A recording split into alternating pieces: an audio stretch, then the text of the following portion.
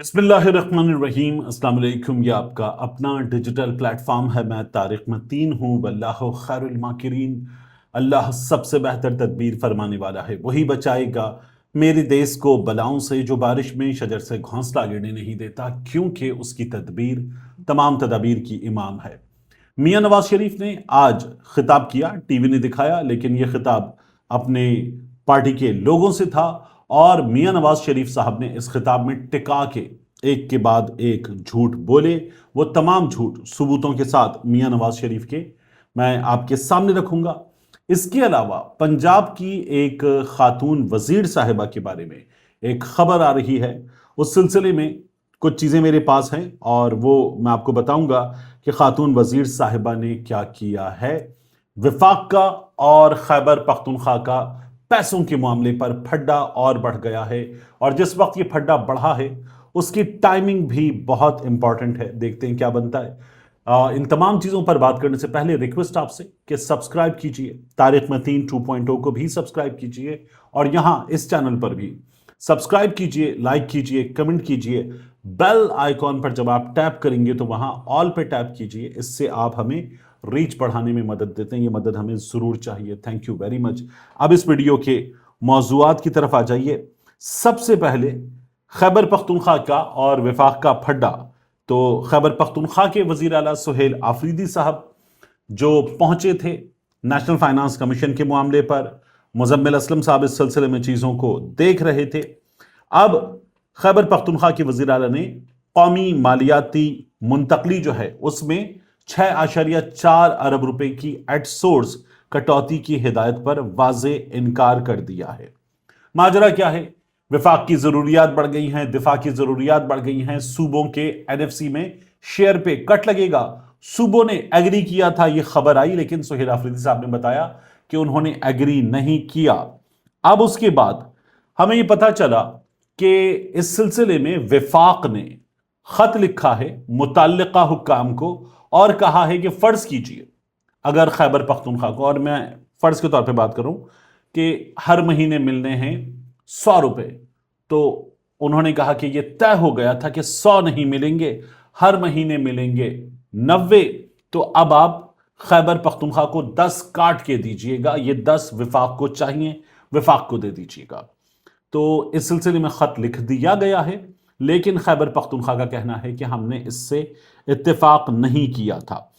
خیبر پختونخوا کے C M وہ یہ کہتے ہیں کہ وفاقی حکومت نے بجٹ سے پہلے دیگر صوبوں کی طرح خیبر پختونخوا سے بھی اضافی رقم کا تقاضا کیا تھا۔ ایف بی آر کا 15,260 ارب روپے کا ہدف حاصل ہونے کی صورت میں خیبر پختونخوا کا حصہ تقریباً 175 ارب روپے بنتا تھا۔ اضافی رقم کی فراہمی کو انہوں نے، سہیل آفریدی صاحب نے، عمران خان سے ملاقات اور ان کی اجازت سے مشروط کیا تھا، جبکہ ضم شدہ اضلاع جو فاٹا کو خیبر پختونخوا کا حصہ بنایا گیا، ان کو 11ویں قومی مالیاتی کمیشن میں آئینی اور جائز حصہ دینا بھی شرط تھی۔ وفاق نے 6 مہینے میں ضم شدہ اضلاع کا جائز حصہ دینے کی شرط کو تسلیم کر کے اسے این ایف سی کا حصہ بنا دیا۔ وہ یہ کہتے ہیں کہ عمران خان سے ملاقات نہ کرائے جانے پر خیبر پختونخوا نے اضافی رقم کی مفاہمتی یادداشت منظور یا دستخط نہیں کی۔ اسی اصول کے تحت مالی سال 2026-2027 کے صوبائی بجٹ میں وفاقی گرانٹ کی اضافی رقم شامل نہیں کی گئی۔ اور وزیر اعلیٰ کہتے ہیں کہ 5 اگست کو وفاقی وزارت خزانہ نے جولائی کی وفاقی منتقلیوں میں خیبر پختونخوا کو واجب الادا 6.4 ارب کی براہ راست کٹوتی کی تجویز۔ تاہم خیبر پختونخوا حکومت نے مجوزہ کٹوتی کی نہ منظوری دی، نہ اس سے اتفاق کیا۔ محکمہ خزانہ خیبر پختونخوا نے 13 اگست کے خط میں مجوزہ کٹوتی پر صوبائی حکومت کی عدم رضامندی واضح کر دی تھی۔ اور سہیل آفریدی کا یہ کہنا ہے کہ وفاق کی جانب سے گردش کرنے والی مفاہمتی یادداشت نہ صوبائی کابینہ نے منظور کی، نہ صوبائی حکومت نے اس پر دستخط کیے، جبکہ مالی سال 2026-2027 کے صوبائی بجٹ میں بھی مجوزہ انتظام کے لیے کوئی رقم مختص نہیں کی گئی۔ یہ معاملہ محض سیاسی اختلاف نہیں بلکہ خیبر پختونخوا کے آئینی مالیاتی حق کا معاملہ ہے۔ آئین کا آرٹیکل 164 وفاق کو صوبے کی واجب الادا رقم میں یک طرفہ صرف اپنے طور پہ کاٹ لیں آپ، اس کا اختیار نہیں دیتا۔ صوبے کے مالیاتی حق میں کٹوتی کے لیے واضح آئینی یا قانونی بنیاد چاہیے، اور ان کا یہ کہنا ہے کہ ہم اس معاملے کو اٹھائیں گے۔ Accountant general of Pakistan revenue को भी सूबाई हुकूमत की वाज़ेह रजामंदी के बगैर ऐसे कोई लेन देन दर्ज या नाफिज ना करने की हिदायत की गई है और वफाकी आईनी अदालत तक जाएंगे। सुहेल आफरीदी का कहना है कि हम अपने सूबे के एक एक रुपए का दिफा करेंगे। तो ये मामला एक बार फिर अदालत में जाता हुआ नजर आ रहा है। जो इसकी टाइमिंग है वो बड़ी इंपॉर्टेंट है। पाकिस्तान तहरीक इंसाफ इंगेज कर रही है इस मामले पर विफाक के साथ। उसके अलावा जो मुक्तदरा है, ताकतवर हल्के हैं, पावर डैट बी है, इस्टेब्लिशमेंट है, बड़ा घर है, वगैरह वगैरह 10 नाम दिए जाते हैं, उनकी जानिब से इंगेज किया जा रहा है पाकिस्तान तहरीक इंसाफ के साथ मुमकिना मुजव्वज़ा 28वीं आईनी तरमीम पर कि अगर ऐसे ऐसे ऐसे कर लिया जाए तो फिर ऐसे ऐसे ऐसे हो सकता है। सोचिए इस बारे में पाकिस्तान तहरीक इंसाफ से कहा गया है और पाकिस्तान तहरीक इंसाफ को यह भी कहा गया है कि अगर वो नहीं सोचेंगे तो फिर तो आप जरूर सोचिए। ये पाकिस्तान तहरीक इंसाफ को इस वक्त एक अदद विंडो दिखाई गई है कि ये आपके लिए एक मुमकिना चीज है, इस बारे में आप गौर करें, आपके लिए अच्छा रहेगा। तो ये पाकिस्तान तहरीक इंसाफ के साथ हुआ है। इसमें से निकलता क्या है अभी देखते हैं। दूसरा, मियां नवाज शरीफ साहब ने आजाद कश्मीर की हुकूमत के हवाले से जो मरी में इजलास था, उस इजलास में कुछ बातें की, पाकिस्तान पीपल्स पार्टी से कुछ शिकायतें की, कहा पिछली हुकूमतों ने अपना फर्ज अदा नहीं किया। शहबाज शरीफ साहब जो हैं वो बेहतरीन खिदमत कर रहे हैं और उन्होंने कहा कि जिस तरह आपने पंजाब को बदला आजाद कश्मीर को बदलेंगे। शहबाज शरीफ साहब हालात बेहतर कर रहे हैं।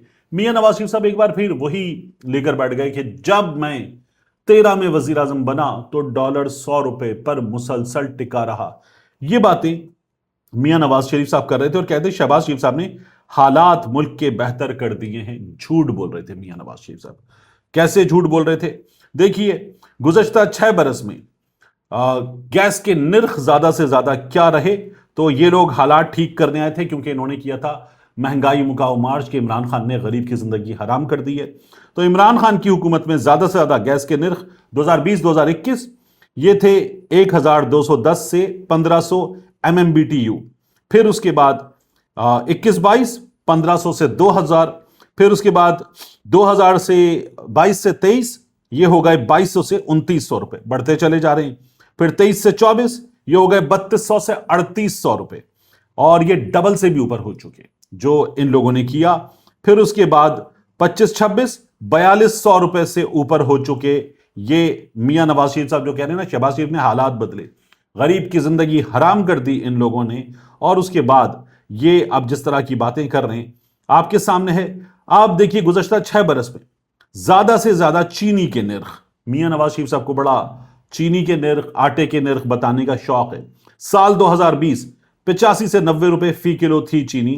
2021 105 से 115 रुपए किलो इमरान खान की हुकूमत। 2022 के अप्रैल की 9 को इमरान खान को निकाल दिया गया। 150 से 166, 23 160 से 185, 24 145 से 170, अभी चीनी 210 तक गई।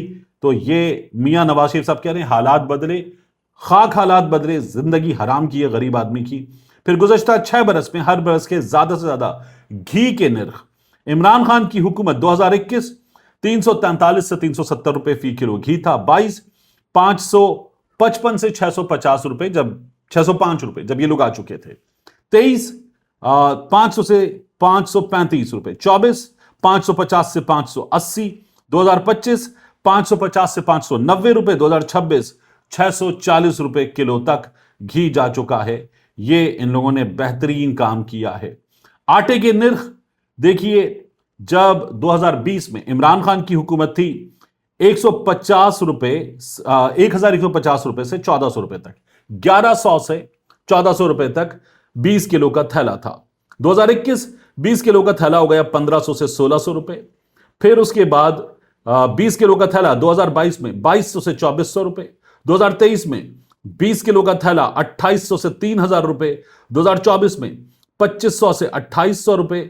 2025 से 2026 अब इस वक्त 3000 रुपए में यह फरोख्त हो रहा है 20 किलो का थैला।